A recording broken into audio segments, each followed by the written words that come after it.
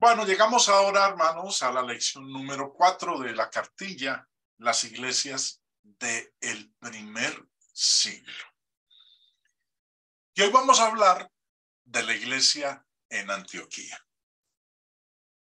Sabemos que las primeras personas en recibir el evangelio fueron los judíos. Pero el plan de Dios era que todas las naciones fueran enseñadas. En la gran comisión, él dijo en Mateo 28, id y haced discípulos a todas las naciones. Ahora, la razón de esa instrucción era porque los gentiles necesitaban la salvación provista en el evangelio, como también los judíos. Y fue algo bueno que después del día de Pentecostés, esos discípulos empezaron a predicar a los gentiles. El primero en predicar un sermón a los gentiles fue el apóstol Pedro. Hechos 10 nos habla de la visita que él le hizo a Cornelio. Cornelio vivía en Cesarea. Era un varón piadoso, temeroso de Dios, que hacía muchas limosnas y le oraba a Dios siempre. Y Dios entonces utilizó al apóstol Pedro, que fue el primero en predicarle a los gentiles. Ahora, a medida que pasaba el tiempo, el evangelio fue predicado en la gran ciudad de Antioquía, Antioquía de Siria. La iglesia allí pudo haber estado compuesta en su mayor parte de gentiles. Ahora, recordemos que existían dos Antioquías. Ustedes están observando ahí en el mapa, una que quedaba en Asia Menor, que era Antioquía de Pisidia, y la otra que quedaba en Siria, conocida como Antioquía de Siria. Importante distinguir las dos Antioquías, porque de la que vamos a estar estudiando en este momento es la de Antioquía de Siria. Acorde a los historiadores, Antioquía de Siria, era una ciudad muy perversa. Era una ciudad entregada al placer, al juego de azar, a la inmoralidad y otro tipo de males. Para que nos informemos un poco, señor Barclay en su comentario al Nuevo Testamento nos dice de Antioquía de Siria. Antioquía era la tercera ciudad del mundo, solo detrás de Roma y Alejandría. Estaba cerca de la desembocadura del río Orontes, a 25 kilómetros del mar Mediterráneo. Era una ciudad preciosa y cosmopolita, pero también proverbial, era también proverbial su inmoralidad. Era famosa por sus carreras de carros y por cierta búsqueda deliberada del placer que ocupaba días y noches. Pero por lo que era más famosa era por el culto de Dafne, cuyo templo estaba retirado 8 kilómetros entre bosquecillos de laurel. Según la leyenda, Dafne había sido una joven de la que se había enamorado Apolo, que la había perseguido hasta que ella, para su seguridad, se transformó en un laurel. Las sacerdotisas del templo de Dafne eran prostitutas sagradas y por las noches representaban la persecución de los adoradores y las sacerdotisas. La moralidad de Dafne era una frase que se usaba en todo el mundo para referirse a la vida desenfrenada. Parece increíble, pero es verdad que fue en esta ciudad donde el evangelio dio el gran paso hacia adelante que lo convirtió en una fe universal. Si lo recordamos, reconoceremos que no hay situación desesperada para Dios. Como acabamos de leer aquí, Antioquía de Siria fue un lugar desde donde el evangelio fue llevado por los celosos discípulos que sabían que las personas en las mayores ciudades impías necesitaban ser salvos, tanto como aquellos que habitan en aldeas pequeñas.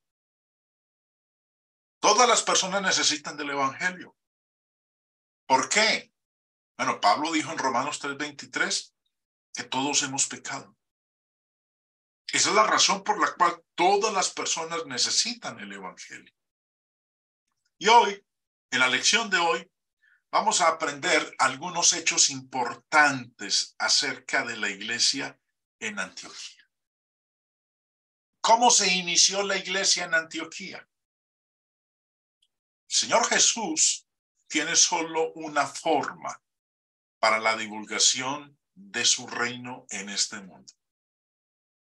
Y es la predicación del evangelio y la obediencia de las personas a sus instrucciones.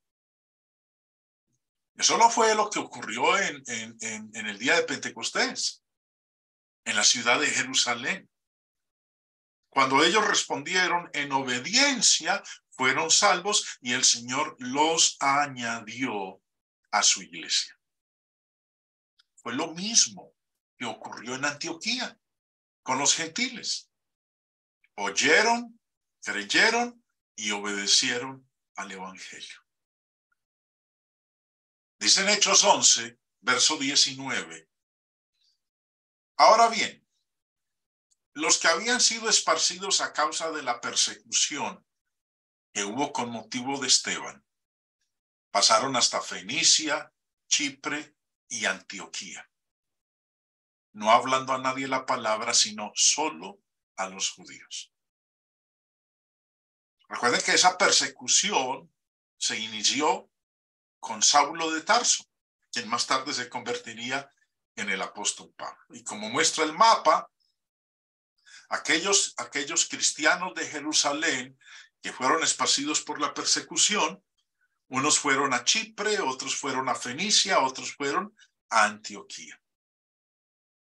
Sigue diciendo el texto. Pero había entre ellos unos varones de Chipre y de Cirene.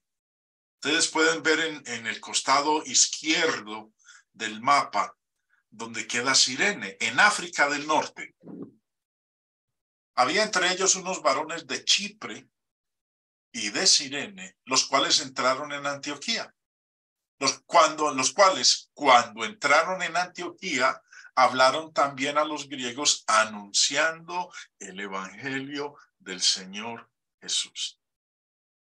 Ahora, ¿quiénes empezaron a predicar también a los griegos? Unos varones de Chipre y de Antioquía. ¿Y qué anunciaron? El evangelio del Señor Jesús. ¿Qué efecto tuvo? Verso 21. Y la mano del Señor estaba con ellos, y gran número creyó y se convirtió al Señor. Observemos que estas personas no se limitaron a creer solamente. Obviamente hay que creer. Las personas deben creer en Cristo o no podrán ser salvos. Pero estas personas también hicieron algo más. Se convirtieron al Señor. Entonces, no se quedaron meramente en el acto de creer, no. Se convirtieron, fueron bautizados. Y cuando fueron bautizados, el Señor los añadió a su iglesia.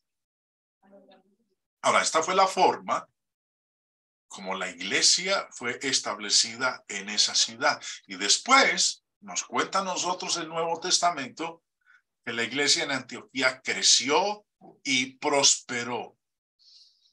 Se llevó a cabo mucho en la enseñanza del evangelio a otros. Ahora, la edificación de la iglesia en Antioquía. Por edificación queremos decir vigorización, fortalecimiento de la iglesia en la forma correcta. Es muy importante entender exactamente qué es lo que hace a la iglesia fuerte. Equivocadamente, algunos hermanos piensan que parte de la obra de la iglesia local es brindar entretenimiento, actividades sociales, comidas, esparcimiento, paseos, salidas recreacionales. Pero eso no es la obra de la iglesia local. Ya en otras ocasiones hemos hablado nosotros de lo que es la obra de la iglesia local. Pero triste que algunos hermanos confundan e incluyan como parte de la obra de la iglesia el entretenimiento. Se valen de este método para atraer a las personas a nuestro Señor Jesucristo. Y eso no es el proceso ni la manera como el Espíritu Santo lo ha enseñado en su palabra. La obra de la iglesia abarca solamente 3 áreas. La del evangelismo, o sea, pues llevar el evangelio a los perdidos. La edificación, la capacitación, la preparación de los miembros de la iglesia y la benevolencia. Ayudar de la ofrenda a los santos cuando estén en necesidad. Entonces, este es el orden, la obra autorizada por el Espíritu Santo para que la iglesia del Señor la desarrolle. Miremos entonces en Hechos 11 cómo fue la edificación de la iglesia en Antioquía. Empezando en el verso 22 leemos: llegó la noticia de estas cosas a oídos de la iglesia que estaba en Jerusalén, y enviaron a Bernabé que fuese hasta Antioquía. Cuando Bernabé llega a Antioquía, hace lo siguiente. Cuando llegó y vio la gracia de Dios, se regocijó y exhortó a todos a que con propósito de corazón permaneciesen fieles al Señor. Luego de esto, se fue a buscar la ayuda de otro hermano que estaba en Tarso, dice el verso 24, porque era varón bueno y del Espíritu Santo, porque era varón bueno y lleno del Espíritu Santo y de fe. Y una gran multitud fue agregada al Señor. Después fue Bernabé a Tarso para buscar a Saulo, y hallándole, le trajo a Antioquía. Y cuando lo trae, permanecen 1 año en esta ciudad. Y mire lo que hicieron durante este tiempo. Se congregaron allí todo 1 año con la iglesia y enseñaron a mucha gente. Durante este tiempo, durante este año que permanecieron juntos en Antioquía, se dedicaron a enseñar a mucha gente. Notemos que la única cosa que estos 2 predicadores hicieron para edificar la iglesia en Antioquía fue la enseñanza. La palabra de Dios es lo que necesitaban los miembros de la iglesia. La palabra de Dios es el alimento espiritual que nutre a los cristianos. Y siempre deberíamos estar deseando escuchar la predicación del evangelio e involucrarnos en el estudio personal de la Biblia. Esa es la razón por la que los ancianos de una congregación arreglan clases para el estudio de la Biblia. Saben que necesitamos crecer y volvernos fuertes en Cristo. Saben que necesitamos estudiar su palabra regularmente de manera que no nos extraviemos de la verdad. Toda la congregación necesita ser bien enseñada, como lo fue la iglesia en Antioquía, si queremos agradar a Cristo. Y eso fue lo que hicieron Pablo y Bernabé durante un año en la iglesia en Antioquía. Pero hay algo interesante que nos dice esta narración. Y es que se nos habla del origen del nombre cristiano. El verso 26 declara, y se congregaron allí todo un año con la iglesia y enseñaron a mucha gente, y a los discípulos se les llamó cristianos por primera vez en Antioquía. No hay ningún nombre más grande que este que pueda ser llevado por cualquiera. Un nombre que muestra la relación de uno a Cristo. El término cristiano viene de este término griego. Como observan ustedes ahí, el término no fue traducido, el término fue transliterado. ¿Qué significa? El señor Bain, su diccionario nos dice que significa una palabra formada siguiendo el estilo romano, significando un seguidor de Jesús. Cuando una persona es bautizada en Cristo, se reviste de Cristo, esa persona ha empezado a ser un seguidor de Cristo. No vamos a encontrar otro nombre más apropiado para indicar quiénes somos nosotros. El nombre cristiano, seguidor de Jesús. El nombre cristiano no se le dio a la iglesia como colectividad. El nombre cristiano se le dio al individuo. La iglesia no se llama cristianos, se le llama son a los individuos. Dice el señor Bain en su diccionario, aplicado por parte de los gentiles. Es indudable que había en ello una implicación de escarnio. Tácito, historiador del primer siglo, historiador romano del primer siglo, que escribía a fines del primer siglo, dice, el vulgo les llama cristianos. El autor u originador de esta denominación, Christus, o sea, pues Cristo, fue en el reinado de Tiberio ejecutado por el procurador Poncio Pilato. Desde el segundo siglo en adelante, el término fue aceptado por los creyentes como un título de honra. Los otros lugares donde encontramos nosotros el término cristiano es en Primera de Pedro 4:16, donde el apóstol escribió, si alguno padece como cristiano, no se avergüence, sino glorifique a Dios por ello. Ahora, el énfasis en este versículo es en la persona misma, no en una organización o institución. El énfasis es en el individuo, en la persona. O lo que le dijo Agripa a Pablo en Hechos 26-28. Entonces Agripa dijo a Pablo, por poco me persuades a ser cristiano. Recordemos que la Biblia nos enseña a no llevar nombres de hombres. Nosotros no leemos en el Nuevo Testamento de diferentes clases de cristianos, como cristiano evangélico o cristiano pentecostal o cristiano católico, etc. No encontramos un solo versículo en el Nuevo Testamento que hable de diferentes clases de cristianos. El Nuevo Testamento habla solamente de cristianos.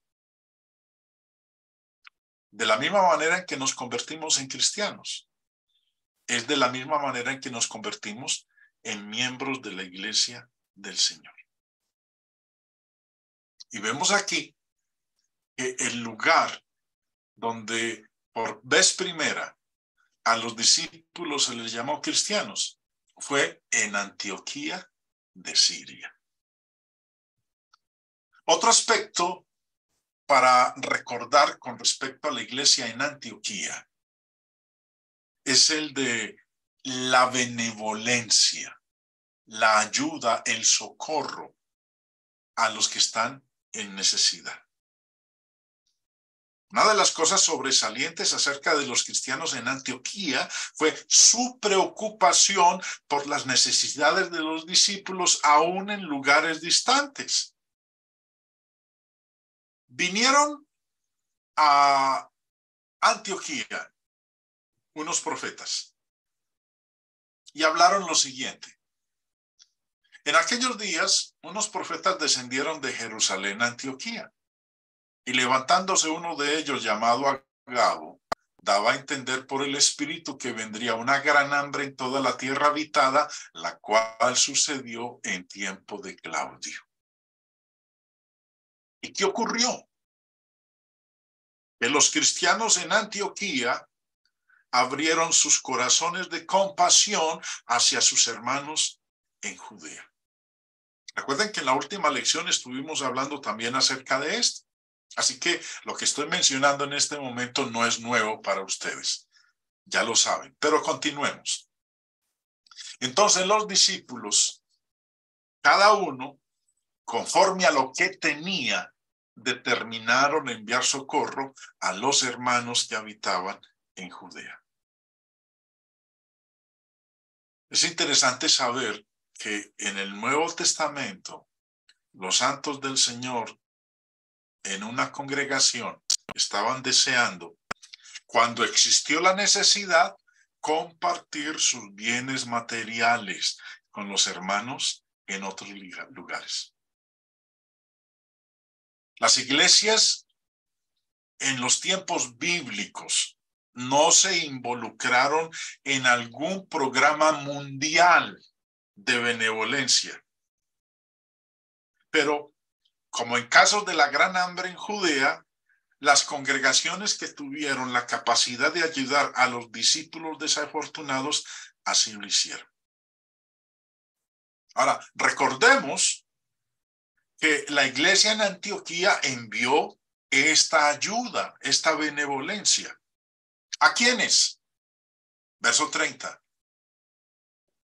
Bueno, se me perdió aquí el versículo 30. No me aparece, lamentablemente lo borré.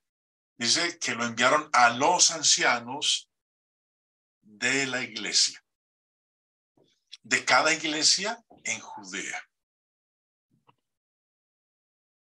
No fue como a veces ha ocurrido, está ocurriendo, que algunos hermanos con ignorancia del plan divino y que a veces creen que son más sabios que Dios, que pueden hacer las cosas mejor que el plan de Dios, han ideado lo que se llaman las instituciones de benevolencia, a las cuales la iglesia local o distintas iglesias locales envían sus ayudas, la cual la institución, que es una organización humana, no una organización divina. La organización divina es la iglesia local, con sus ancianos. Solicitan donaciones de las iglesias locales para ellos administrar esos recursos y ser ellos los encargados de luego distribuir esa ayuda a las distintas iglesias que estén en necesidad. Esto no es el orden divino. Esto es alterar la escritura y, por decirlo en otras palabras, es torcer las escrituras. ¿Qué es lo que nosotros aprendemos en las escrituras? El sencillo plan de Dios es una relación directa de la iglesia en abundancia a las iglesias en necesidad. Porque como dice Hechos 11:30, lo cual en efecto hicieron, enviándolo a los ancianos de cada iglesia en necesidad. Pablo y Bernabé fueron los encargados de llevar la ayuda. Ellos no dijeron, a ver, que en cada congregación hagan presencia a los que están en necesidad. No, ellos simplemente lo que hicieron fue llevar el donativo de la iglesia en Antioquía y lo entregaron a los ancianos de cada congregación local en Judea para que ellos a su vez, conociendo las necesidades que habían, los miembros en necesidad, cada grupo de ancianos en cada iglesia local hicieron la distribución de la ayuda enviada por la iglesia en Antioquía. Ese es el sencillo plan de Dios. Esto es lo que aprendemos, hermanos queridos, de la iglesia en Antioquía. En nuestra próxima lección vamos a estar estudiando acerca de la iglesia en Roma.